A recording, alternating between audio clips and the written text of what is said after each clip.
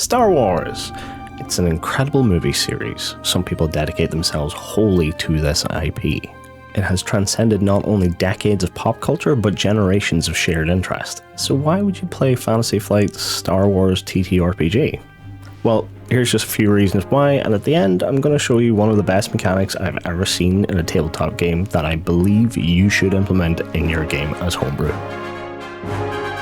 With the lion's share of tabletop games these days being based on a D20 or D10 system, this is a refreshing new star in the wars. That makes sense, right?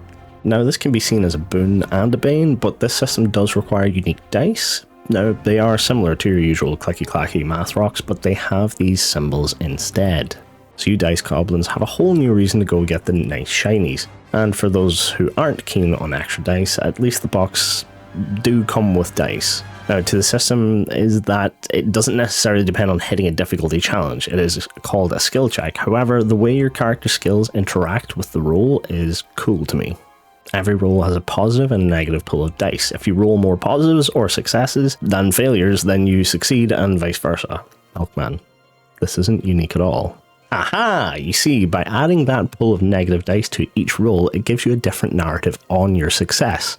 So, scenario time. For instance, say you roll to sneak into a rundown warehouse that bandits are held up in. You roll the dice. You overall get 4 successes and 3 failures, so let's interpret these failures, shall we? One of your failures is that you didn't see a pile of broken glass from a skylight above. When you step on it, it makes a noise.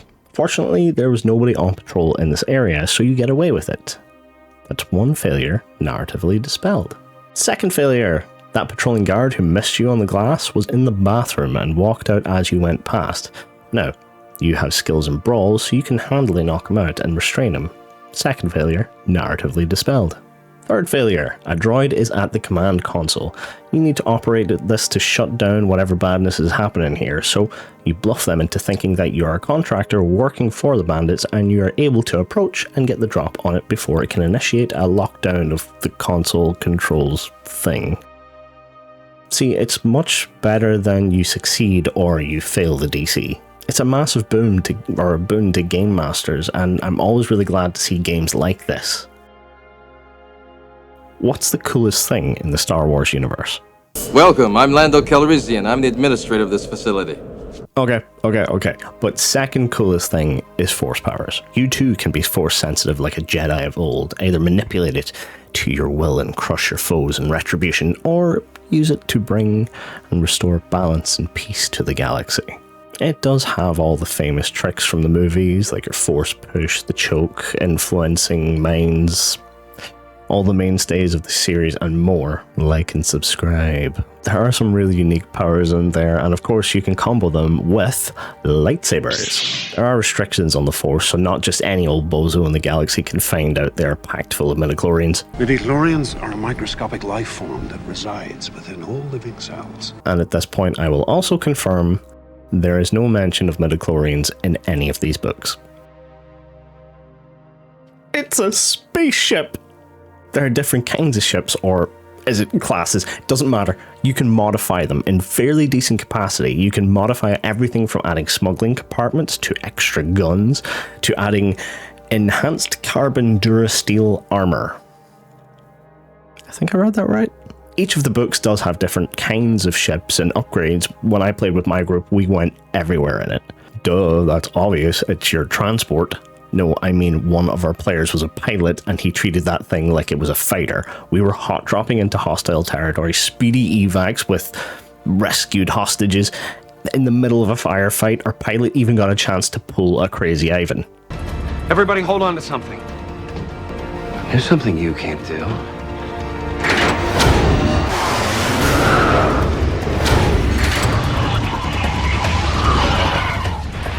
Who doesn't want to try that?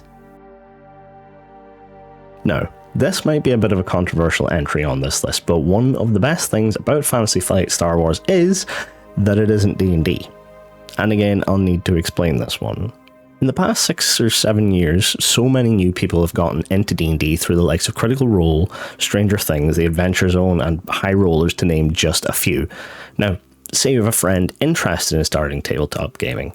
If they look up the likes of Critical Role, They're going to see 3 campaigns, hundreds of episodes amounting to hundreds and hundreds of watch hours, not to mention the one-shots, the specials, a series of comics, and even their own animated TV show. That can be a massive barrier for some to get into. That can be so daunting to look at that entire back catalogue and just think, nah, I don't have time for that.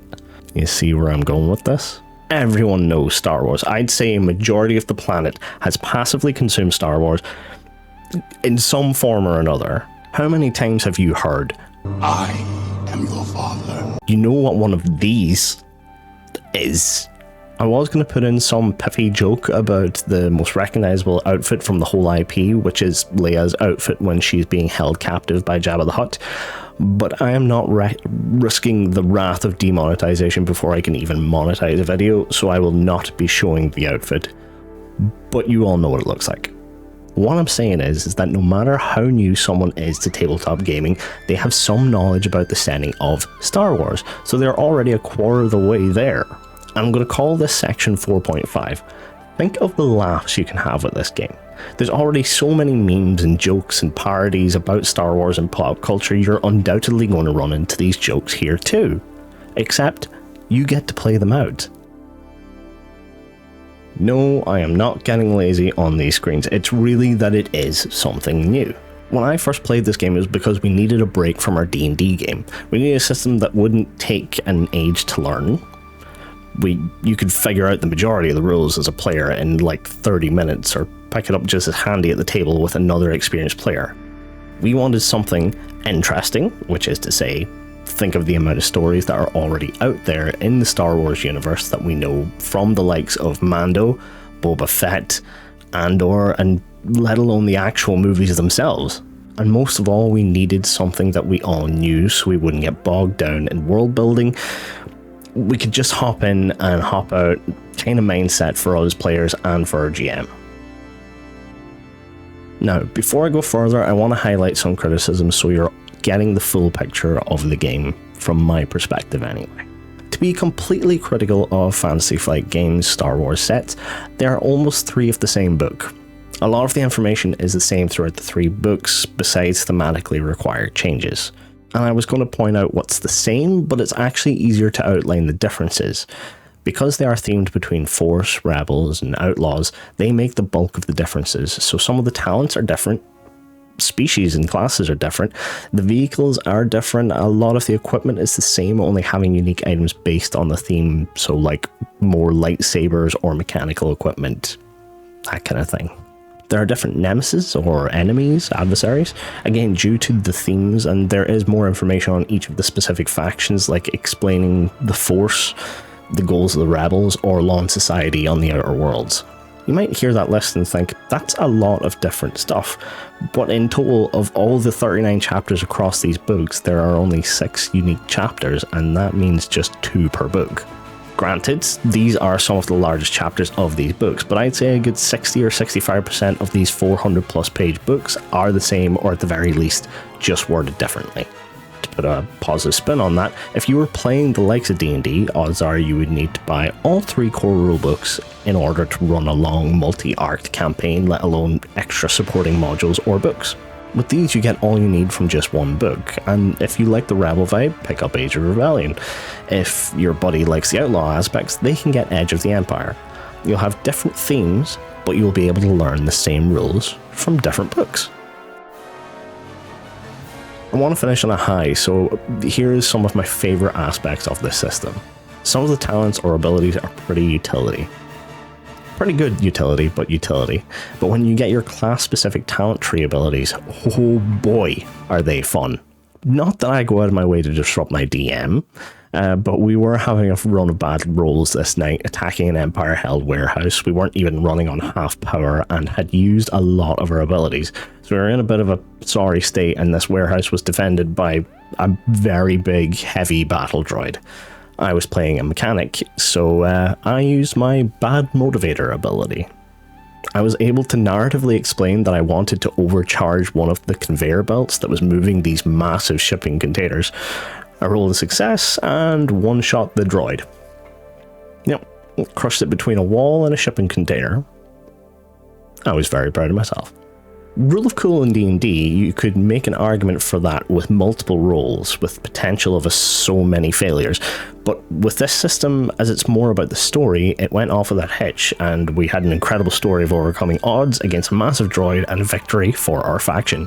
My other favourite aspect, and I alluded to this earlier or in the beginning, is one of the greatest rules I've ever seen in a tabletop game: Destiny points. At the start of each session, each player rolls a force die and adds that result to the Destiny pool.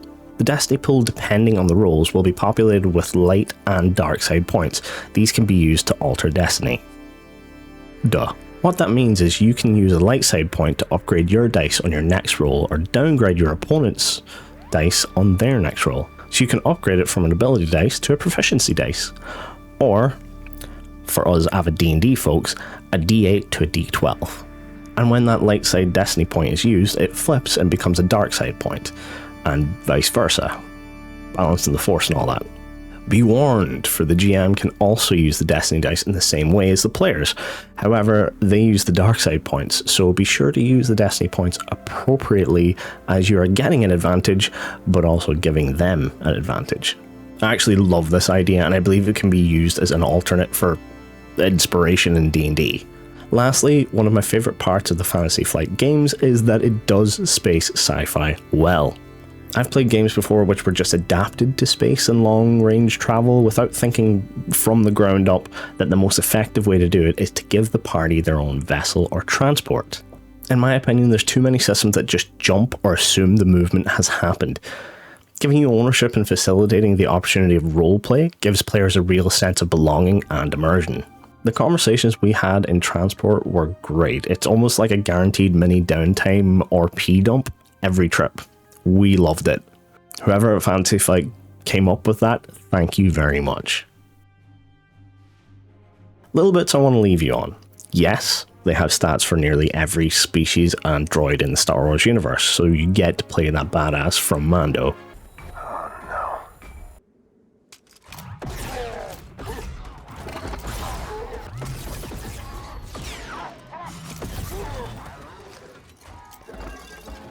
Though it has unique dice, you do not need to play in person. Roll20 has already got the tools in place to use these dice and to play it on their virtual tabletop. No, the books do not open with "a long time ago in a galaxy far, far away," which is a missed opportunity if you ask me. That is the video, folks. I'm actually going to start asking in these that if you have made it this far, please consider subscribing to my channel. It is mainly D&D content, but I like to do these little tangents from time to time, and I thought it fitting to release this on Star Wars Day, or May the 4th for us not so nerdy nerds. Folks, thank you for watching. Have a good day and take care. May the Force be... You go, I've said it enough. May the Force be with you always.